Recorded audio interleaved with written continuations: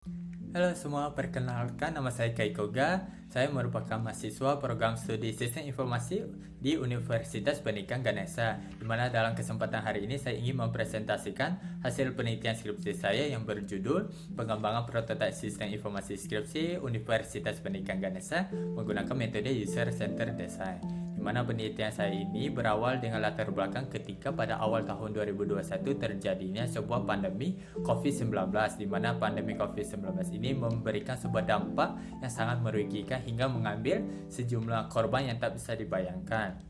Nah, yang paling membahayakan pandemi ini adalah memiliki karakteristik yang sangat mudah dan cepat menyebar ke berbagai wilayah, dan Indonesia pun merupakan salah satu negara yang kena dari dampaknya. Nah, melihat betapa berbahayanya pandemi COVID-19 ini, maka dari Undiksa mengeluarkan sebuah kebijakan di mana seluruh aktivitas yang dilakukan oleh Sivitas Akademika untuk dilaksanakan secara online, termasuk pelaksanaan masa skripsi. Hal ini dengan tujuan untuk memprioritaskan kesehatan dan ketentraman masyarakat beserta Sivitas Akademika. Tetapi adanya kebijakan ini memberikan sebuah dampak dalam pelaksanaan kegiatan, salah satunya masa pelaksanaan skripsi, di mana berdasarkan hasil observasi ditemukan bahwa Sivitas Akademika mengalami sebuah kebingungan hingga merasa kewalahan dalam menjalankan peran-perannya mereka di masa skripsi secara online. Apabila ditelusuri lebih dalam, ditemukan bahwa belum ada fasilitas yang tepat untuk bisa menunjang ataupun membantu tugas-tugas Sivitas Akademika dalam melaksanakan masa skripsi secara online. Nah, berdasarkan fenomena ini, maka dari UPTTK mengeluarkan sebuah inisiatif untuk menciptakan sistem informasi skripsi yang berfungsi sebagai fasilitas untuk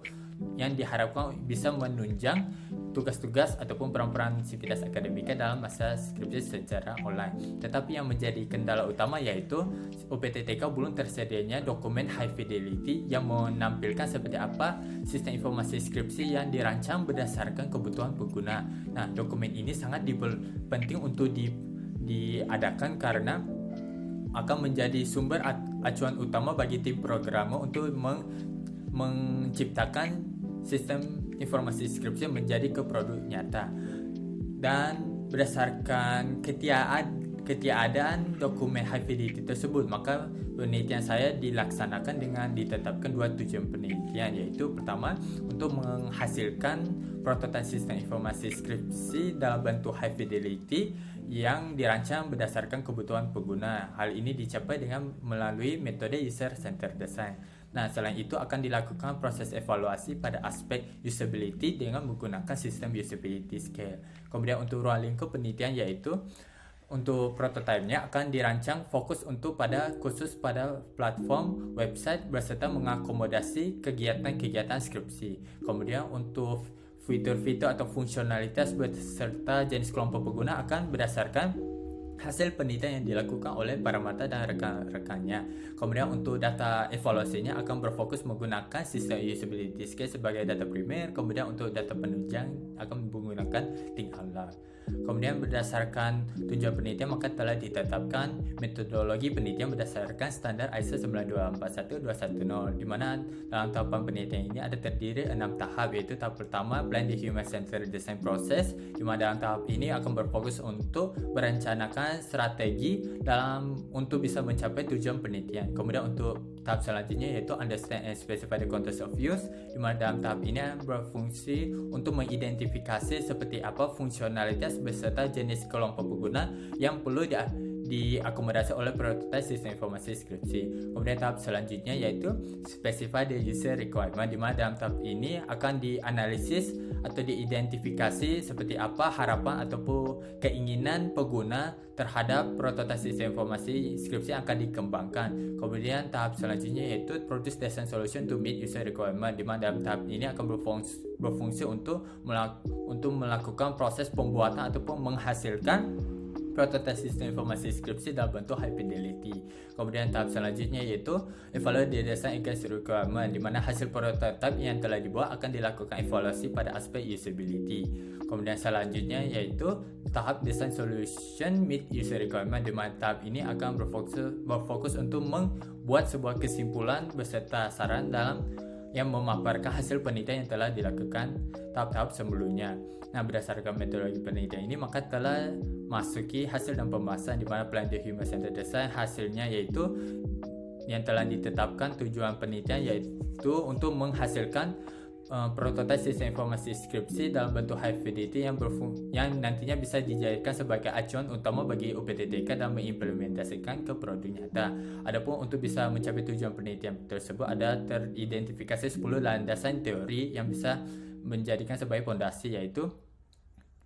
landasan teori tentang UNDIXA, kemudian hingga sampai teori tentang sistem usability scale. Nah, berdasarkan landasan teori ini maka telah dirancang metode penelitian berdasarkan standar ISO 9241210. Kemudian hasil dan tahap dari understand and specify the context of use, di mana berdasarkan hasil studi dokumen terhadap penelitian yang dilakukan oleh para mata dan rekan-rekannya, maka telah diidentifikasi 3 kategori atau 3 tahap masa proses skripsi yang perlu diakomodasi oleh prototipe sistem informasi skripsi, yaitu tahap pertama yaitu pengajuan topik, di mana ke tahap ini diawali dengan kegiatan mahasiswa mengajukan topik skripsi kepada ketua jurusan. Kemudian ketua jurusan akan melakukan validasi dengan melihat topik skripsi yang diajukan oleh mahasiswa dan melakukan ACC ataupun tidak. Apabila di ACC, maka ketua jurusan akan menentukan dosen pembimbing kepada mahasiswa tersebut. Ketika itu dilakukan, maka mahasiswa akan masuk ke tahap selanjutnya, itu tahap proposal, di mana mahasiswa beserta dosen pembimbing akan melakukan proses bimbingan. Kemudian ketika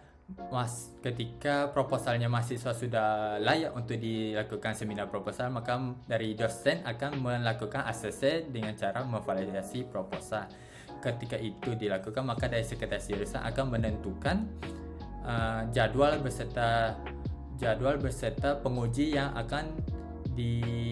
menguji pada mahasiswa tersebut. Nah, ketika sudah seminar proposal telah selesai dilakukan, maka dari dosen akan memasukkan hasil penilaian terhadap seminar proposal. Adapun selain itu, mahasiswa juga akan mengirimkan hasil draft proposal yang telah dilakukan revisi berdasarkan masukan dari penguji. Ketika itu dilakukan, maka dari mahasiswa masuk ke tahap terakhir, yaitu tahap skripsi, di mana kegiatan-kegiatan di tahap ini secara relatif sama seperti di proposalnya. Kemudian untuk hasil dari tahap specified user requirement, di mana berdasarkan hasil pengumpulan data dengan menggunakan teknik wawancara persona empati, kemudian berdasarkan hasil analisis dengan menggunakan pendekatan fenomenografi, maka telah diidentifikasi 2 jenis kebutuhan pengguna, yaitu kebutuhan fungsional dan kebutuhan non fungsional, di mana kebutuhan fungsional ada terdapat berbagai variasi harapan ataupun keinginan kebutuhan pengguna, mulai dari pertama yaitu di mana pengguna mengharapkan ada tersedianya tampilan yang menampilkan nama-nama ataupun judul-judul topik skripsi yang sudah disetujui oleh ketua jurusan, hingga sampai di mana pengguna mengharapkan adanya sebuah forum tanya jawab apabila mereka mengalami sebuah kebingungan. Kemudian untuk kebutuhan non fungsional, di mana secara singkatnya yaitu pengguna mengharapkan tampilan dari prototipe sistem informasi skripsi memiliki tema-tema tampilannya seperti sistem informasi yang dibuat oleh UPTTIK. Nah, berdasarkan hasil tahap selanjutnya yaitu Produce Design Solution to be User Requirement, di mana berdasarkan penerapan alat Figma, kemudian berdasarkan hasil identifikasi konteks penggunaan, hasil kebutuhan pengguna beserta penerapan pedoman praktik terbaik dalam aspek UI UX, maka telah dihasilkan tampilan prototipe sistem informasi skripsi di tiap-tiap kelompok pengguna seperti yang bisa dilihat dalam presentasi ini, di mana ada mahasiswanya, kemudian ketua jurusan, kemudian ada sekretaris jurusan dan dosen. Nah, di mana hasil prototipe sistem informasi skripsi ini telah dilakukan evaluasi, di mana partisipan diberikan tugas skenario, kemudian setelah menyelesaikan tugas skenario maka diberikan instrumen skor instrumen SUS, di mana hasil dari SUS yang diperoleh secara keseluruhan yaitu 73,5, di mana 73,5 ini memiliki arti yang mengindikasikan bahwa prototipe sistem informasi skripsi sudah dirancang dengan bagus, yang dimana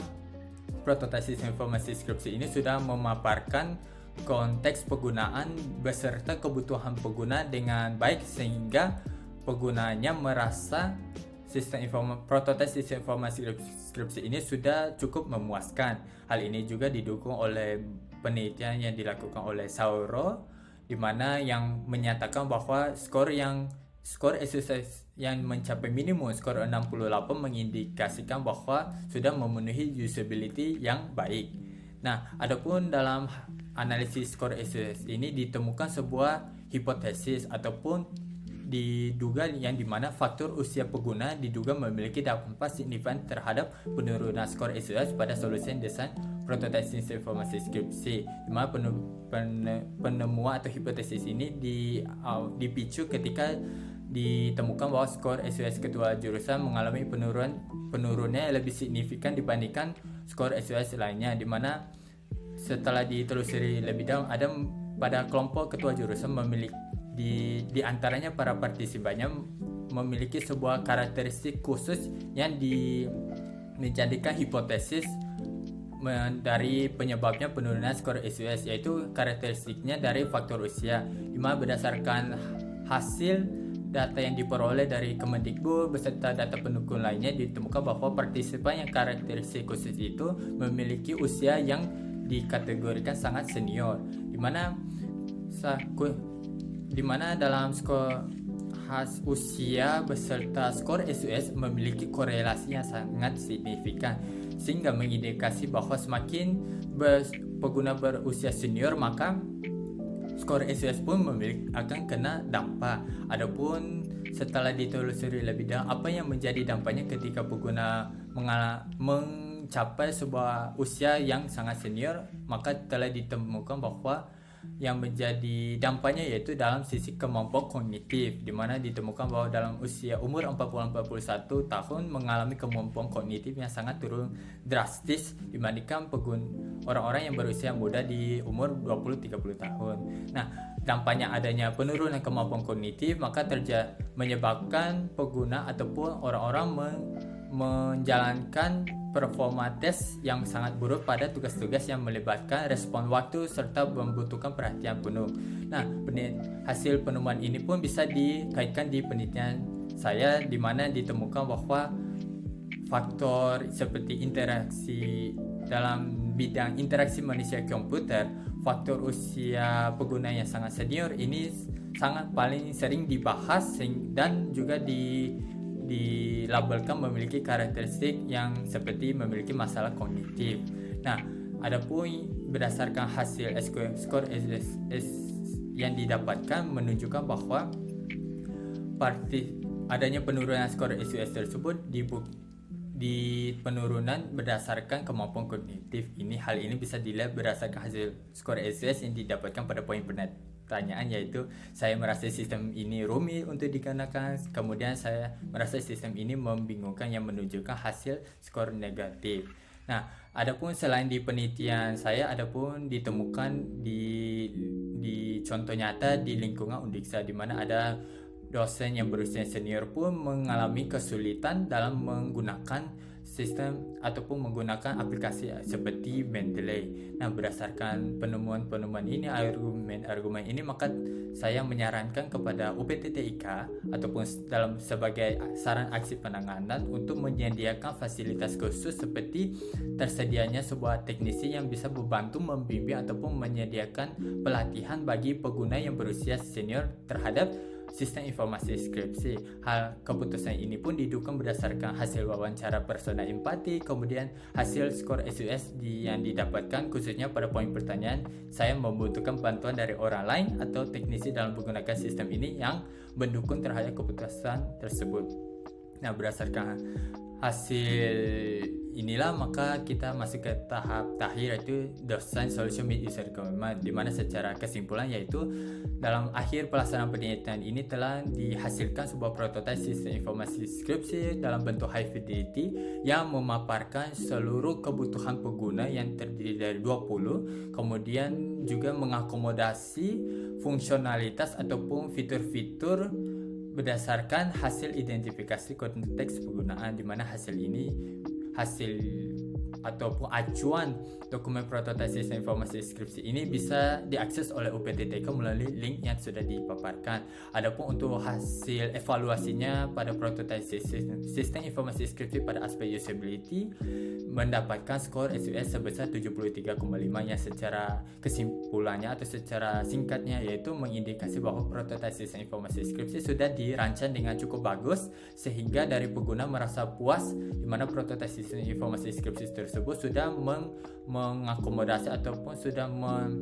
memaparkan kebutuhan pengguna dan konteks penggunaan, sehingga berdasarkan hasil evaluasi ini maka prototipe sistem informasi skripsi yang sudah dihasilkan layak untuk diimplementasikan oleh UPTTK. Adapun dalam saran yang telah ditetapkan yaitu untuk bisa membuka perspektif baru dalam mengidentifikasi area yang bisa memperbagus prototipe sistem informasi skripsi, maka disarankan untuk ditambahkan tenaga ahli dalam bidang UI UX. Kemudian untuk bisa diharapkan untuk bisa mengatasi permasalahan tentang pengguna yang berusia senior, maka disarankan untuk peneliti selanjutnya bisa mengakomodasi ataupun mengadopsi panduan desain khusus untuk pengguna berusia senior berdasarkan referensi yang sudah dipaparkan. Kemudian untuk terakhir yaitu untuk hasil prototipe sistem informasi skripsi bisa dijadikan acuan oleh UPTTK untuk mengimplementasikannya ke dalam bentuk produk yang nyata. Nah, sekian dari hasil presentasi penelitian skripsi saya ini. Terima kasih sudah menonton